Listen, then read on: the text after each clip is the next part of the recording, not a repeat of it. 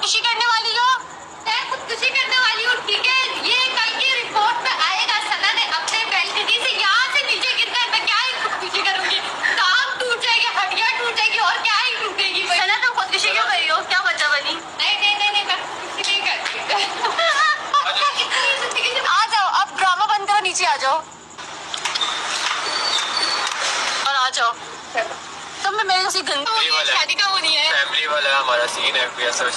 Exactly, शादी हमारी इसी साल बाद इंशाल्लाह 4 महीने बाद। सना मेरी शादी पे होगी। शादी पे कह रही हो? अबे मैं तो 5 दिन पहले आकर तुम्हारे घर में बैठ जाऊंगी विदाउट डांस करना है। डन करो। ठीक है जी, तुमने डांस सीख लेना है भाई। सर डांस करना आते हैं? Dance obviously. ओ नोरा फतेही का खानदान आया होगा यार। हम लोग